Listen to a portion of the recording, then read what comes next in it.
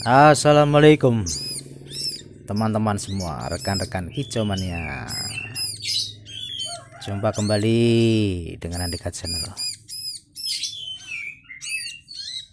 Ini saya sedang mencoba meloloh anakan ciblek yang masih imut-imut, Mas Bro.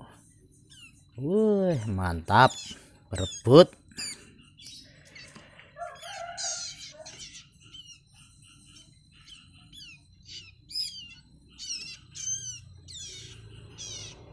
Wah, ini bentar lagi udah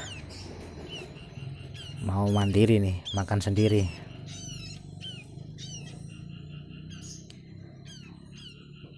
Oh ya, rekan-rekan semua, jadi bagaimana sih meloloh anakan ciblek agar jauh dari kematian, tidak gagal, tidak mudah mati. Di sini saya coba ingin sedikit membagikan pengalaman, karena selama ini saya meloloh anakan ciblek, angka kematian itu bisa minim ya. Dari 100% itu kisaran 2% lah untuk kematiannya. Jadi caranya atau langkah-langkahnya seperti apa akan saya bagikan, dan mudah-mudahan bila diaplikasikan ke cara rekan-rekan meloloh, mudah-mudahan bisa sukses. Yang pertama, ini pengalaman pribadi saya ya, jangan full jangkrik di usia lolohan, usia panen 8 hari sampai 10 hari. Itu pengalaman pribadi saya, jangan full jangkrik, karena nanti si ciblek ini akan kaget kalau tiba-tiba langsung diganti dengan pur basah. Ini kebetulan saya menggunakan pakannya pur basah, dan ini purnya adalah leopard. Itu saja, tidak aneh-aneh, tidak saya campurin ini dan itu, karena kebetulan saya tidak punya kroto, jadi hanya murni saya loloh dengan leopard. Oke, kita lanjut ke pembahasannya. Di waktu panen tadi, di umuran 10 hari 8 hari, jangan dicor ya, jangan di full jangkrik. Jadi pengalaman pribadi saya itu tadi, kalau di full jangkrik kemudian langsung kita, kalau sudah besar, diberikan pur, itu rentan kematian, daya tahan tubuhnya malah justru menurut saya kurang bagus, mudah terserang lumpuh, bahkan kematian. Jadi menurut pengalaman pribadi saya, jangkrik di usia awal-awal panen diberikan 3 kali saja, pagi hari, siang hari, dan sore. Itu pengalaman saya. Jadi langsung diberikan pur basah seperti ini tidak apa-apa, karena apa? Pur basah ini kan masih mengandung air ya, jadi untuk nelannya itu mudah. Dilihat dari pencernaannya, lihat kotorannya itu bagus, basah, tidak terlalu kering. Dengan catatan mohon maaf, keloloten.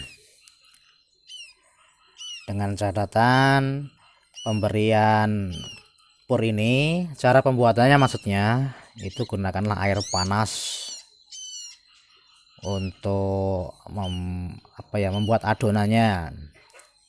Kita berikan air panas di adonannya ini, Tunggu sampai dingin baru diaduk.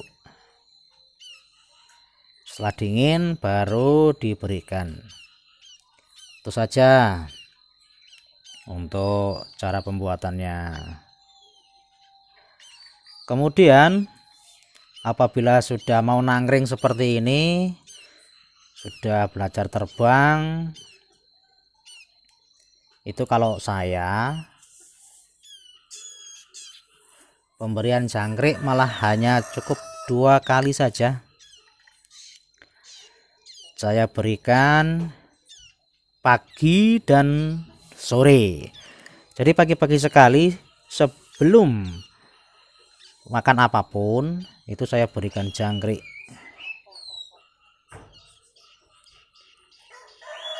Ayo, ayo, ayo.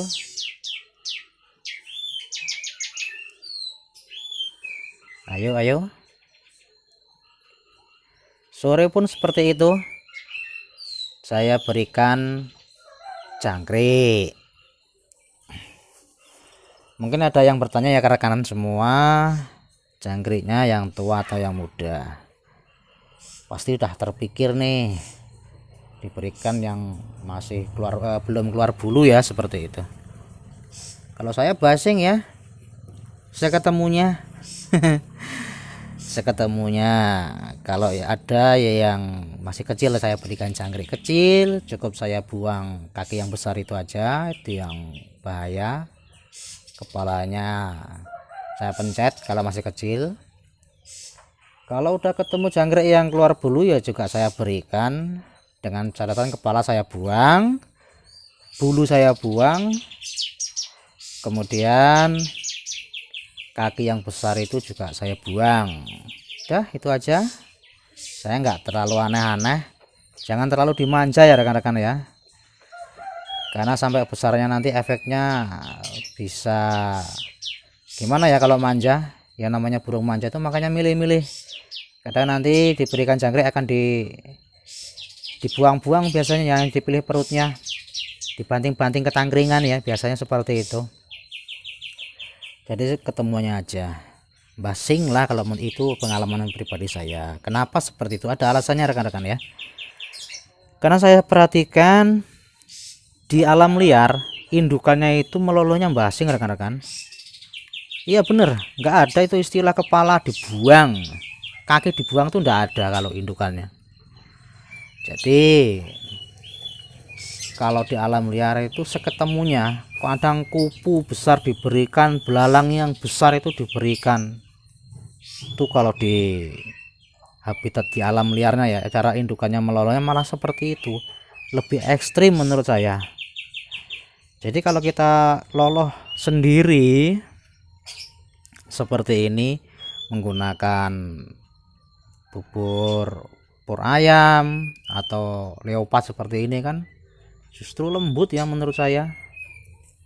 Jangkriknya pun sudah bersih, justru kita buang kepalanya dan kakinya. Itu saja pengalaman pribadi saya, dan alhamdulillah selama ini saya meloloh boleh dikatakan 99%. Jarang saya mengalami kematian.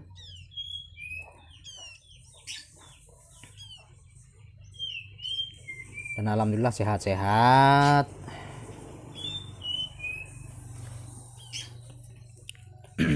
Untuk waktunya sendiri, mungkin ada yang bertanya lagi, waktu meloloh berapa jam sekali?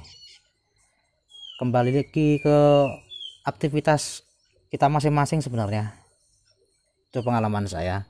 Kalau saya full di rumah, waktu senggang 1 jam sekali itu udah cukup ya. Tapi kalau udah di umuran seperti ini umur 14 harian ini, di umur-umur seperti ini bisa 2 jam sekali, bahkan lebih enggak apa-apa. Daya tahan tubuhnya udah cukup kuat. Tapi kalau masih di dalam sarang, belum bisa terbang, oh ya, rentan penyakit ya.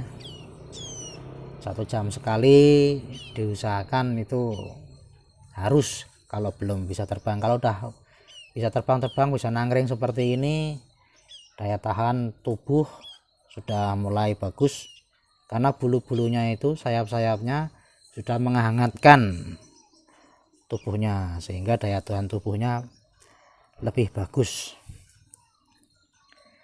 Itu saja rekan-rekan, mudah-mudahan apabila dipraktekkan sukses untuk Anda yang ingin mempraktekkan cara-cara meloloh anakan ciblek anti gagal, anti mati versi saya.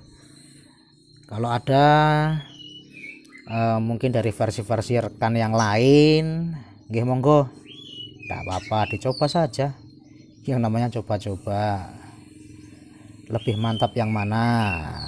Kalau ternyata pembahasannya atau caranya lebih bagus punya rekan yang lain, ya monggo dicoba. Ini sekedar pengalaman pribadi saya dan saya praktekkan sendiri, tidak hanya teori. Mudah-mudahan bermanfaat. Jangan lupa di subscribe, di like, di komen, di share, wes terserah di apa kok oleh. Yang penting jangan dibanting HP-nya. Izin pamit.